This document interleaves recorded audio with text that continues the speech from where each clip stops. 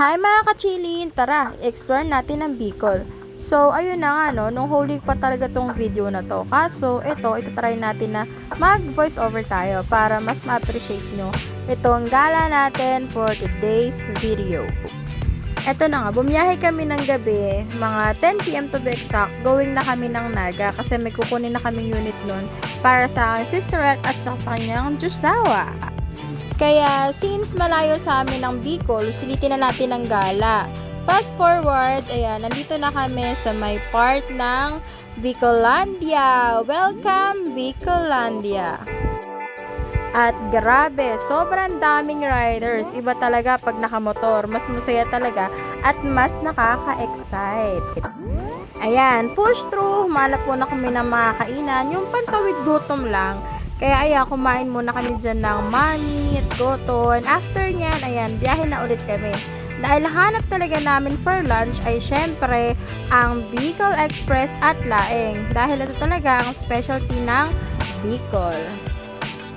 At eto na nga, may nadaanan kaming isang restaurant. Grabe, hindi kami binigo sa sarap ng Bicol Express at Laing nila. At syempre, ang mura pa. Nasa tabing kalsada lang siya kapag papunta ka ng Legazpi.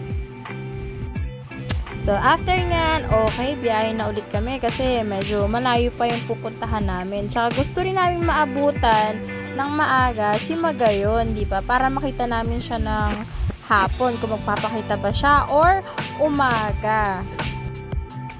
And eto, habang nasa biyahe kami, nangungulit-ngulit muna hanggang sa eto na, welcome to Albay. Nasa Albay na kami. And now, we're here sa bagong daan dito sa may Bicol. Bago siyang bypass road, which is kitang-kita mo talaga dito si Magayon. Kaso, nung dumating kami niyan, tingin ko is hapon na to, wala, hindi talaga siya nagpakita. As in, punong-puno siya ng ulap.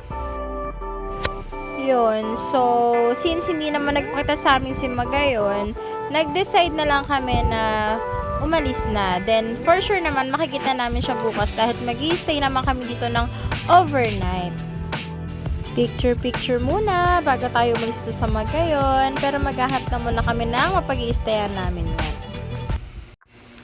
Etong dinaanan na namin ang Daraga Church. Sindi muna tayo ng candle, pasasalamat sa Panginoon dahil unang-una nakaring tayo ng ligtas dito sa Bicol.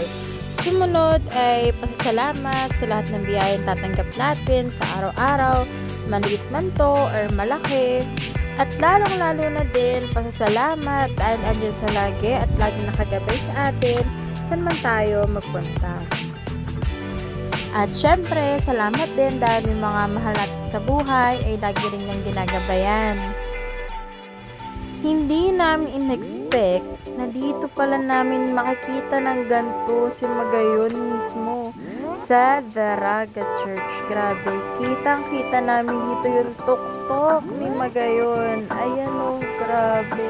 Sobrang kitang-kita siya, ang ganda. Talagang perfect view ng simbahan tas si Magayon.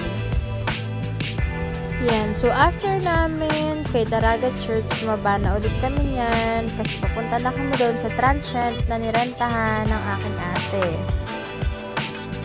And now, nandito na kami sa transient. Grabe, sobrang lapit lang nito sa lahat ng galaan dito and super mura pa.